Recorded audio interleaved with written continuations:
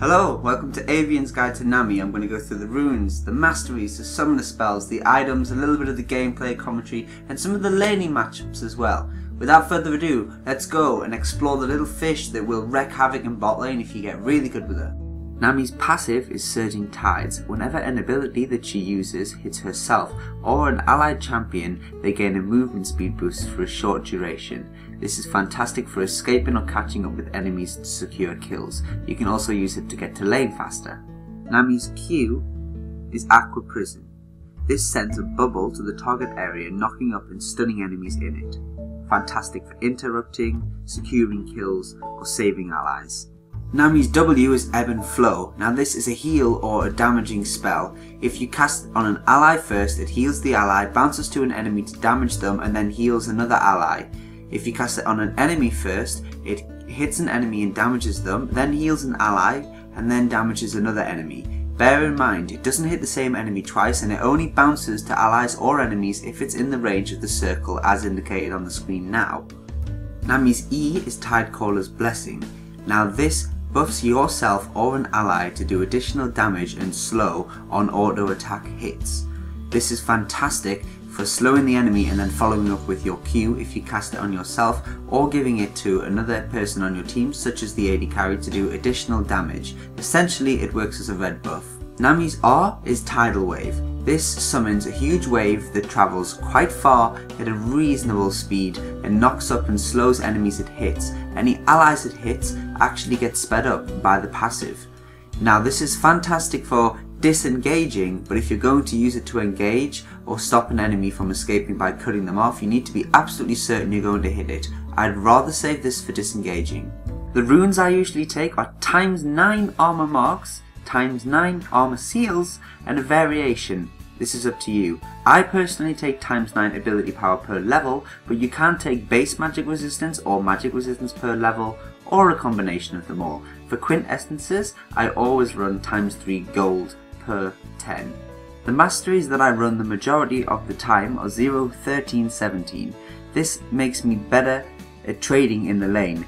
So I'm more tankier, I have an extra pot, an extra ward, and it's less recalls. However, your positioning is always crucial, and because you think you're tankier, you might commit to fights that you don't need to. The other pair of masteries that I run is the passive lane masteries, 0, 9, 21. It's extra gold, an extra ward and pot, better mobility and reduced cooldowns. However, you're more squishy this time, so positioning is more important. For a full guide on masteries, click the offensive tree. So quickly, who do you want to have on your team as Nami? In the bot lane, you want to have a Caitlyn, an MF, a Kog'Maw or an Ezreal, preferably. Why? Because they've got fantastic on-hit effects and they've got long range. That's perfect for Nami's E. So who do I struggle to play against with Nami? Well, anything aggressive.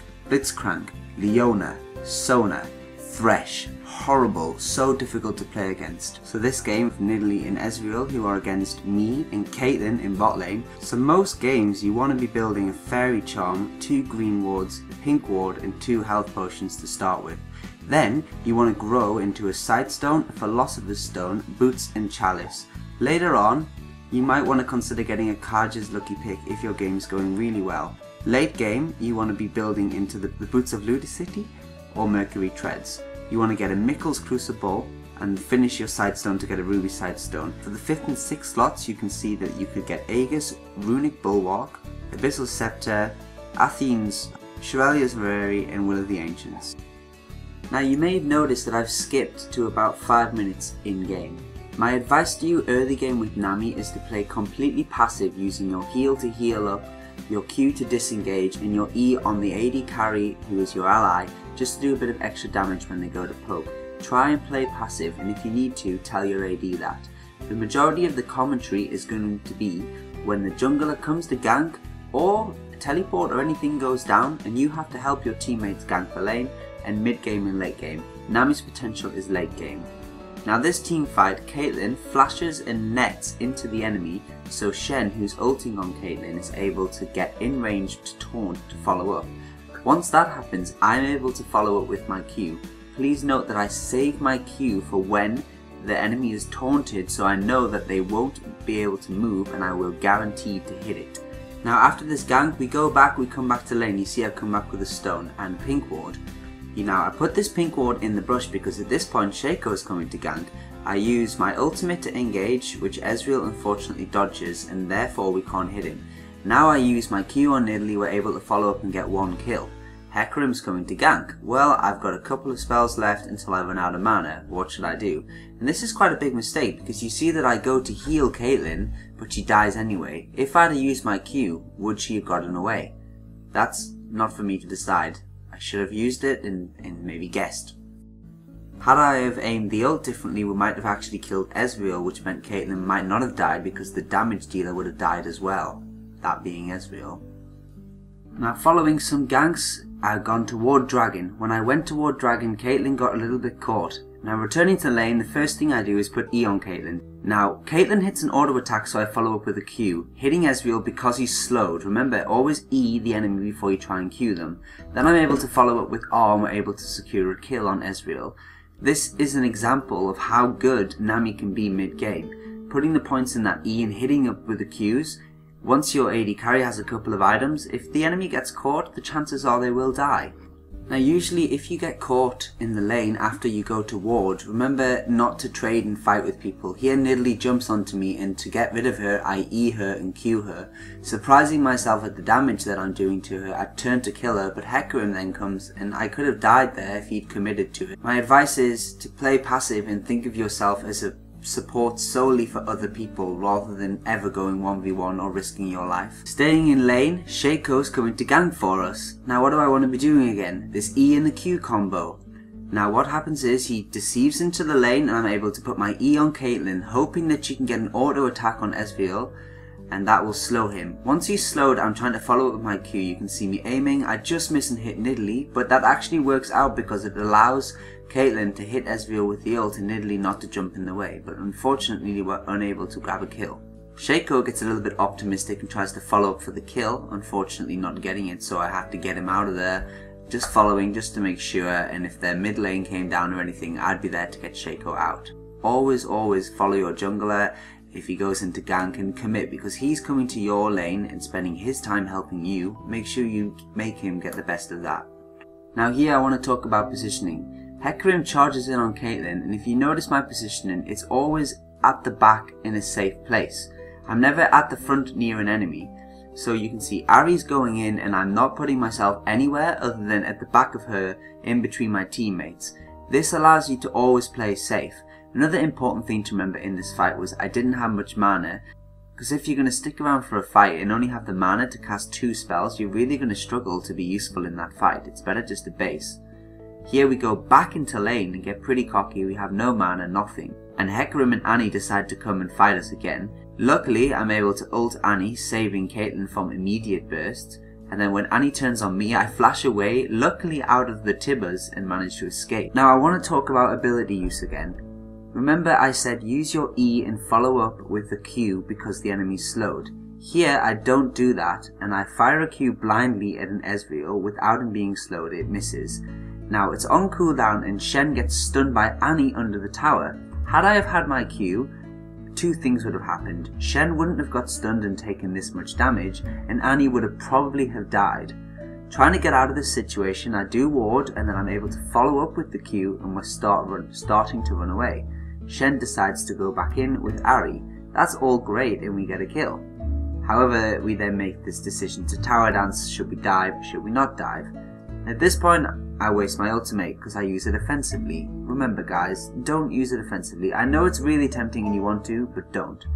Hecarim's trying to chase Caitlyn, so I know I'm not going to miss my Q this time. I aim it, I hit it, just enough to be able to get Caitlyn out of there. And then unfortunately she dies in the river, as you can see now. I'm then trying to run away. I have no choice but to run back towards Shen because I will die to a full mana Hecarim. Trying to juke him. Again, another fight breaks out. This time I use heal and E on Shen, allowing him to stay on top of Hecarim. And then we think, ooh, maybe we'll do dragon. Nope, we aggro the dragon. That's a bit of damage, and Ezreal comes in the fight. Healing Shen again, hitting the Q on Ezreal and putting an E on Shen. We're just able to finish him off and able to get out. Now, this fight was perfect examples of good ways to use abilities and bad ways to use abilities. If you don't understand the difference at this point, do leave a comment and I'll try my best to answer you. Now, my final bit of advice is when you're playing late game Nami is to keep the wards down, especially around the objectives. It lets you catch people out. Remember, it's 6 minutes for the dragon, 7 minutes for the Baron respawn. Remember to time these and get your team organised. It's a very good way of support. Positioning is always important. Try not to ever get caught.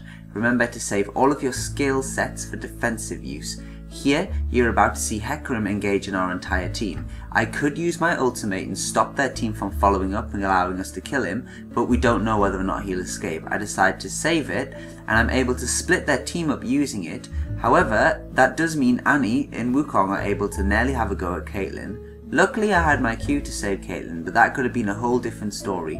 You really need to think about, is it a good idea to use my spells offensively or defensively? 8 out of 10 times, I would say defensively, because at least then you know that you saved somebody from dying rather than, I might have got a kill, or would they have gotten away?